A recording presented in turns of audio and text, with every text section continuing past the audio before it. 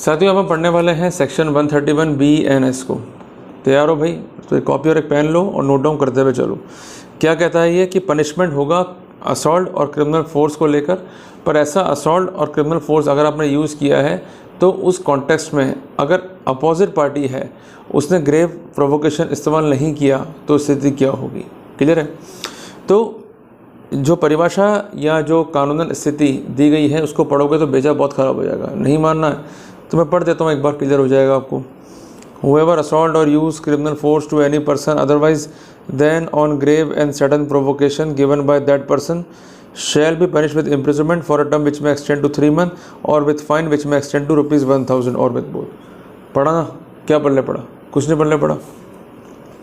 अब इस चीज़ को अपन पढ़ते हैं बहुत धीरे धीरे और पॉइंट वाइज, और साथ साथ जो हिंदी स्टूडेंट्स हैं उनके लिए भी अपन हिंदी में भी इसको जो है पढ़ने का पूरा प्रयास करेंगे। जो कि लैंग्वेज दी गई है बेरेट में उसका ही जो है अपन यहाँ पर यूज़ करने वाले हैं।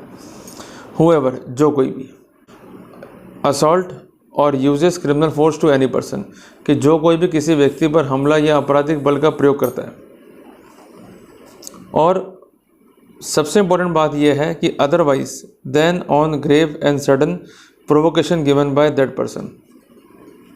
ये इंपॉर्टेंट है, इसको भी आप नोट डाउन कर लो। उस व्यक्ति द्वारा गंभीर व अचानक प्रकोपन दिए जाने पर करने से अन्यथा करेगा, कि जो कोई भी किसी व्यक्ति पर कोई असॉल्ट कर रहा है या क्रिमिनल फोर्स यूज़ कर रहा है वो निश्चित तौर पर ऐसा असॉल्ट या क्रिमिनल फोर्स जो है यूज़ करेगा अगर उस व्यक्ति द्वारा कोई ग्रेव और सडन प्रोवोकेशन दिया जाएगा। तो ऐसी स्थिति में वो कंसर्न व्यक्ति के पास जस्टिफिकेबल कॉज नहीं है तो वो जिम्मेदार होगा और 3 महीने तक के कारावास से या 1000 रुपये के अर्थदंड से जो है वो दंडित किया जा सकेगा। अभी भी इसको हमने पढ़ा, क्लियर नहीं हुआ, बात मांग के चलना। इसको अपन और जो है समझते हैं। सबसे पहली बात, इसमें 2 टर्म्स को जो है यूज़ किया गया है। पहला तो है असॉल्ट और दूसरा है क्रिमिनल फोर्स। असॉल्ट किया जिसके लिए आपको पढ़ना पड़ेगा सेक्शन 130 BNS का, और क्रिमिनल फोर्स के लिए आपको पढ़ना पड़ेगा सेक्शन 129 BNS का। क्रिमिनल फोर्स क्या है? बेसिकली कि आप किसी व्यक्ति के कॉन्टेक्स्ट में कोई फोर्स को जो है यूज़ कर रहे हैं जिसमें उस व्यक्ति की जो है कंसर्न नहीं है, और अल्टीमेटली आपको ऑब्जेक्ट किया to cause fear and annoyance including injury, तो ऐसा बल जो है आपको क्रिमिनल फोर्स के लिए जो है उत्तरदायी बनाएगा। और असॉल्ट में क्या है कि ऐसे गेस्चर्स जिसके तहत अगले को विश्वास हो जाए कि आप क्रिमिनल फोर्स जो है वो यूज़ करने वाले हो। ठीक है जी। अब यहाँ पर एक वर्ड है otherwise than on grave and sudden provocation given by that person. ये भारी कन्फ्यूजन जो है क्रिएट करेगा आपको, और कन्फ्यूजन भी जो है क्रिएट करेगा। इसलिए एक बार इसको पढ़ते अपन हिंदी में तो अपने को बहुत जो है क्लियर हो जाएगा कंसेप्ट ये वाला, और अपन जब लिखेंगे एग्जाम में तो अपने को कोई दिक्कत वहाँ पर नहीं आनी है। क्लियर है? जो कोई किसी व्यक्ति पर हमला या आपराधिक बल का प्रयोग उस व्यक्ति द्वारा गंभीर और अचानक प्रकोपन दिए जाने पर करने से अन्यथा करेगा। क्लियर हो गया? अब ये लिख लिया आप लोगों ने। अब इसके साथ साथ अपन पढ़ते हैं इंग्लिश में, और परिभाषा जो है अपन इक्वली जो है चलेंगे वर्कआउट करते हुए। तो पहला एलिमेंट क्या है कि हुएवर मीन्स अ मेल और a female are equally covered for violation of this section. दूसरी बात है असॉल्ट और यूजिंग क्रिमिनल फोर्स, दूसरा एलिमेंट है। तीसरा है to any person, but person का मतलब क्या है? नेशनल पर्सन, इसमें ज्यूरिस्डिक्ट पर्सन जो है इन्वॉल्व नहीं होंगे। Otherwise than on grave and sudden provocation given by that person, कि जो वो कंसर्न पर्सन है उसके द्वारा दिए जाने वाले ग्रेव और सडन प्रोवोकेशन से अलग स्थिति में। ठीक है जी। Shall be punished with either description of imprisonment for a term which may extend to 3 months और विथ फाइन और which may extend to 1000 rupees और विथ बोझ। अब तो क्लियर हो गया आपको? कोई दिक्कत नहीं है। अब यहाँ पर स्पष्टीकरण है, उससे अपने को और चीज़ जो है क्लियर होगी। पहले अपन पढ़ेंगे स्पष्टीकरण नंबर 2 कि प्रोवोकेशन जो है वो ग्रेव है या सडन है, या ऐसा प्रोवोकेशन जो कि ऑफेंस को रोकने के लिए पर्याप्त था। क्लियर है? तो ये क्वेश्चन ऑफ फैक्ट है। अब ये वापस से जो है कन्फ्यूजन दिमाग में क्रिएट कर देगा आपके, क्योंकि ये जो चीज़ें यहाँ लिखी हुई ना ये प्रैक्टिकल कॉन्टेक्स्ट में है ही नहीं। सिंपल सी बात यहाँ लिख दी गई है और इतना भारी कन्फ्यूजन जो है हमारे माइंड में कर दिया गया है कि अब रटने के अलावा कोई भी ऑप्शन जो है हमारे पास में नहीं है। पर रटन विद्या अप्लाई करोगे तो कोर्ट में जो है सक्सेसफुल नहीं हो पाओगे, क्योंकि शब्दों में अगर हम समझेंगे नहीं किसी स्थिति को तो फिर रट के जो है समझेंगे तो उससे बहुत दिक्कतें जो है हमको आने वाली है। अब एक छोटा सा हम एग्जांपल लेंगे ताकि इसको जो है अपन बहुत क्लेरिफाई कर सकें। अपन शुरू करते हैं स्पष्टीकरण नंबर 2 से ही, तो चीज़ें समझने में जो है काफ़ी ईजी रहेंगी आपको। प्रकोपन अपराध को कम करने के लिए पर्याप्त गंभीर और अचानक था या नहीं, ये सत्य का प्रश्न है। मतलब अगले ने ग्रेव और सडन प्रोवोकेशन आपको दिया और उसके अगेंस्ट आपने असॉल्ट या जो क्रिमिनल फोर्स है उसको यूज़ किया, क्या वास्तव में ये अपराध को कम करने के लिए आवश्यक था या नहीं था, ये क्वेश्चन ऑफ फैक्ट है। और इसका स्पष्टीकरण नंबर 1 और है, इसको भी अपन समझते हैं पहले कुछ एग्जांपल्स कोट करने से पहले, कि grave and sudden provocation will not mitigate the punishment for an offence, कि ग्रेव और सडन प्रोवोकेशन किसी भी रूप में ऑफेंस को माइटिगेट नहीं करेगा under this section if the provocation is short और voluntarily provoked by the offender in excuse for the offence. मतलब उसकी अपराध करने की मंशा है, बट वो इस तरह से बिहेव कर रहा है कि अगला उसको प्रोवोक करे और उसके काउंटर में वो जो है यूज़ करे असॉल्ट और क्रिमिनल फोर्स को, तो वो ये एक जस्टिफिकेबल कॉज नहीं होगा उसकी इम्यूनिटी का। बहुत सिंपल सी बात है। दूसरा है कि अगर प्रोवोकेशन जो है दिया गया है किसी पब्लिक सर्वेंट के द्वारा किसी लॉफुल एक्टिविटी को कंप्लाई विद करने के लिए या in obedience of any law या in exercise of its power as a public servant, but the exercise must be lawful, तो वहाँ पर भी ये बेनिफिट जो है आपको नहीं मिलने वाला है। और तीसरी बात है कि if the provocation is given by anything done in the lawful exercise of right of private defence, कि उसके पास राइट ऑफ प्राइवेट डिफेंस है, उसका वो एक्सरसाइज कर रहा है, जिसके कॉन्सिक्वेंट प्रोवोकेशन है, तो वहाँ पर किसी भी रूप में आपको बेनिफिट जो है वो नहीं मिलेगा। क्लियर है? तो इस सेक्शन को अपन पढ़ते हैं समग्र रूप से। तो मोटी मोटी बात यह है कि यदि आप असॉल्ट या क्रिमिनल फोर्स जो है यूज़ कर रहे हैं किसी व्यक्ति के खिलाफ, क्लियर है, और वो स्थितियाँ जो है वैसी नहीं है कि जिसमें हम ये कह सकें कि अगला जो है आपको प्रोवोक कर रहा है, क्लियर है, by using the method of provocation, तो ऐसी स्थिति में आप जो है जिम्मेदार ठहरने वाले हैं इस सेक्शन के हिसाब से।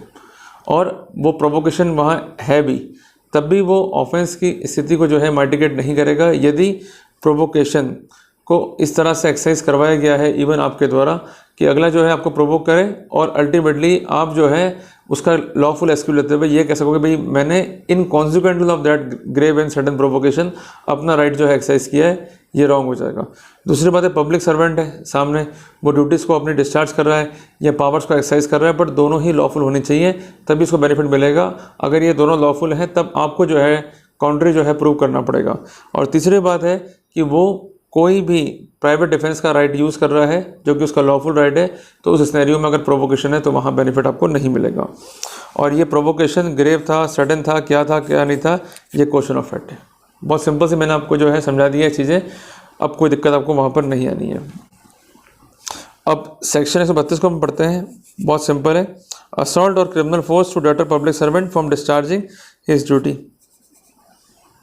तो अपन ने टाइटल से जो है मालूम कर लिया कि भाई अब इसमें क्या कंटेंट जो है होने वाले हैं, कि जो कोई भी असॉल्ट करेगा ये यूज़ करेगा criminal force to any person जो कि पब्लिक सर्वेंट है in execution of his duty as a public servant और विद इंटेंट टू प्रिवेंट और deter that public servant from discharging his duty as a public servant और in consequence of anything done और attempt to be done by such person in lawful discharge of his duty as a public servant, वो punished होगा with imprisonment of इधर description जिसका extend है 2 year और fine और both. तो कुल मिला के सेक्शन 132 BNS को हम देखते हैं तो हमको 4 एलिमेंट जो है मालूम पड़ते हैं। सबसे पहली बात असॉल्ट और using criminal force. Number 2 against a person who is being a public servant, यहाँ पर बीइंग अ पब्लिक सर्वेंट लिखते हैं, स्कोप बढ़ा दिया गया क्योंकि ऐसा व्यक्ति इसमें शामिल है जो अपनी ड्यूटी को जो है एक्सरसाइज कर रहा है, जो पावर्स को जो है एक्सरसाइज कर रहा है, जिसको आप डेटर कर रहे हो, प्रिवेंट कर रहे हो कि वो ऐसी ड्यूटीज़ को जो है परफॉर्म नहीं कर सके, और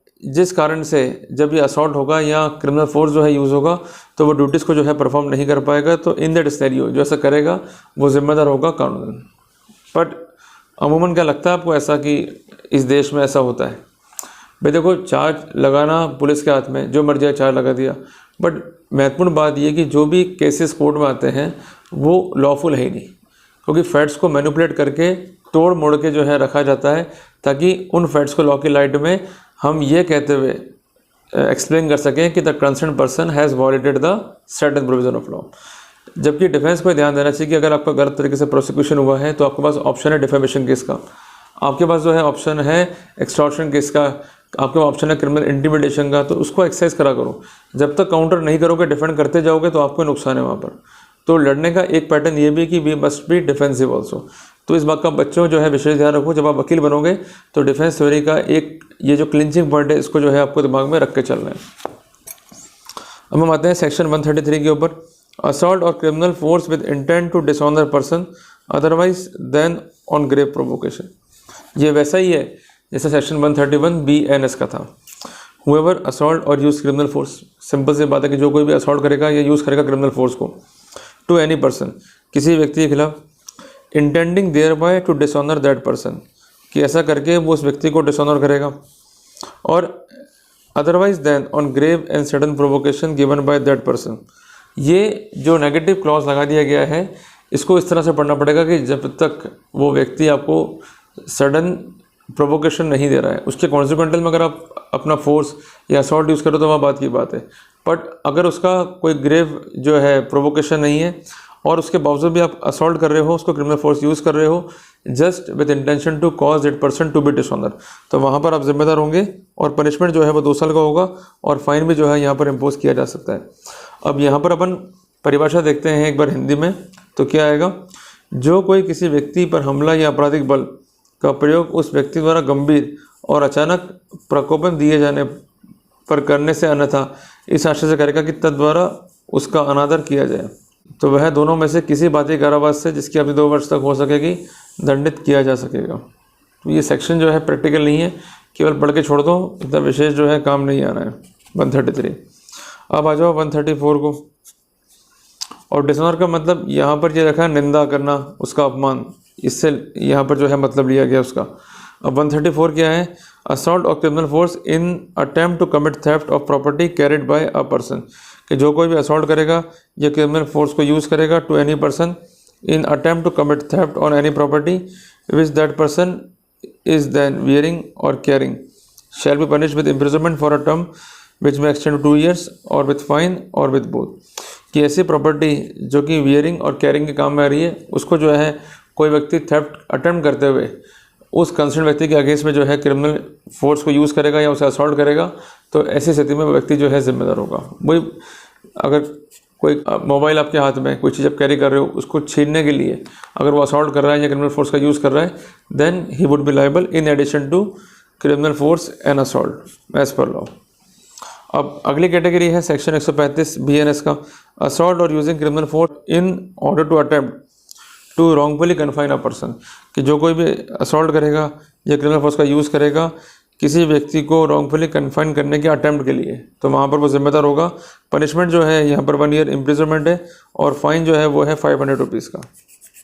तो ये सब कैटेगरीज हैं असॉल्ट और क्रिमिनल फोर्स की, जहाँ वेरियस मोड्स जो है बताए गए हैं अपराध को करने के। तो अपन जब पढ़ रहे थे 131 से टेक्निकली, तो अपन ने सबसे पहला मोड ये पढ़ा कि पनिशमेंट क्या है असॉल्ट या क्रिमिनल फोर्स के लिए, पर ऐसा फोर्स या ऐसा असॉल्ट ग्रेव प्रोवोकेशन पर नहीं होना चाहिए।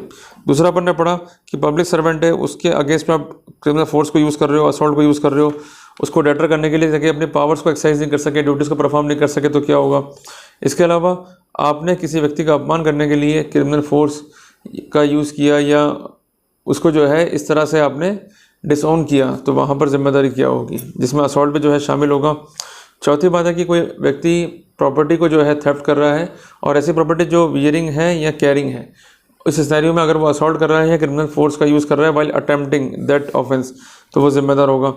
इसके अलावा अगर किसी व्यक्ति को रॉन्गफुली कन्फाइन करना है और उसका अटैम्प्ट है, उस सिनेरियो में अगर असॉल्ट या क्रिमिनल फोर्स का यूज़ हो रहा है, तो वो व्यक्ति जो है जिम्मेदार वहाँ पर ठहर जाएगा। बहुत मोटी मोटी सी और सिंपल सी बात है। अपन पढ़ रहे हैं सेक्शन 136 को, असॉल्ट और criminal force on grave provocation. अब ये 136 को हमको पढ़ना पड़ेगा in the light of section 131 of BNS, क्योंकि वहाँ पर ग्रेव प्रोवोकेशन को हटा दिया गया था।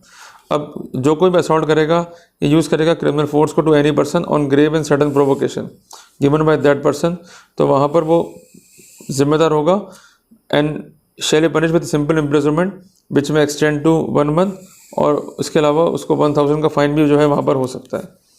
और ये लिखा है मैंने यहाँ पर भी, और जो कंसेंट बुक है पार्लियामेंट की उसने भी ये लिखा है कि ये सेक्शन जो है सब्जेक्ट है to the application of section 131 of BNS। तो जब भी आप 131 BNS को पढ़ेंगे तो आपको 136 BNS को मिला के पढ़ना ही पड़ेगा।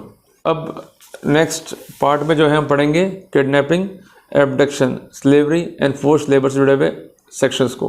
तो आप जो है पढ़ के आइएगा ताकि हमें कोई भी दिक्कत नहीं हो और अपन टॉपिक को जो है समझ सकें काफ़ी इजीली। टिल देन, जय हिंद, जय भारत।